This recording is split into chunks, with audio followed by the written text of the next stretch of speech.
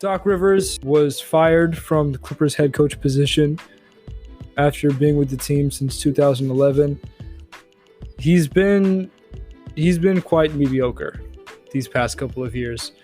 Obviously, he garnered a bit of a reputation as a great coach after winning the 08 ring with the Celtics, but that was pretty much his peak as a coach.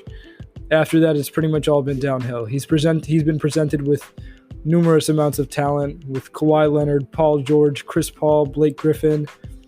Those are all four of those people have been great for the Clippers, excluding maybe one person. He has never gotten past the second round with the Clippers.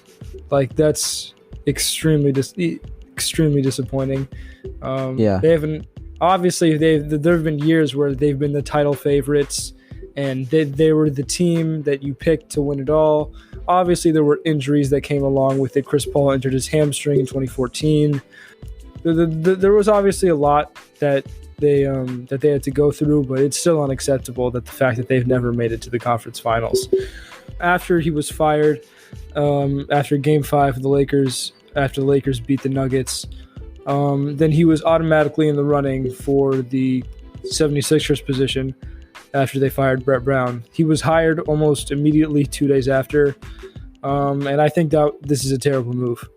I don't think this is a good move at all for the Sixers. They can go from getting sweeps to blowing 3-1 leads. This is not much of an upgrade from Brett Brown. Jimmy Butler's talked about the inconsistency in leadership in the 76ers organization in the past, and Doc Rivers isn't a coach really known for that. And also, he's not going to help that organization at all. And I think him being hired so fast leads into another one of the problems, which is the NBA doesn't like to look out for other sources besides coaches who've been in the NBA. There's plenty of college coaches that are looking for a spot in the NBA. Let's take Nick Nurse, for example. He coached some team in Guatemala, and then he got hired as the Raptors assistant, and then took over, and then he won a title, and then he took them to the conference finals. Well, not the conference finals, right? Where do you the semifinals? Conference semifinals. Conference semifinals after losing and one coach of the year. That's an example of somebody you can there's a ton of international coaches, a ton of college coaches that are looking for a spot in the biggest league in basketball. Doc Rivers, there's even coaches that should have been NBA coaches that should have had. Ty Lue was in the running to be the 76ers coach, as was Mike D'Antoni. I'm not exactly sure what happened there, but I'm just this is going to continue to be a problem for teams if they don't look outside of established NBA coaches. Yeah, I mean, like you said, there are plenty of college coaches that have been doing extremely well at the college level, and I think they could do the same at the next level in the NBA, but the NBA isn't really looking at college coaches right now. For some reason, they're just recycling the same coaches over and over, and like you said, this is a huge problem in the NBA. I want to talk about something that I heard someone say on ESPN. So you mentioned that he got fired 2 hours after the Lakers Nuggets series was over. The guy said on ESPN, he said, what if they waited until the Lakers Nuggets series was over to make their decision on whether they should fire him or not? Because their question was, are the Nuggets really that good? Are they good enough to beat us as in Clippers? Are they good enough to beat us and the Lakers and make it to the finals?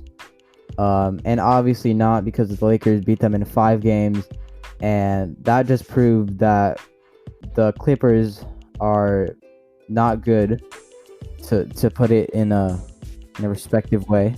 The Clippers are not good. Terrible. And the Nuggets, worst organization in sports history. Yeah.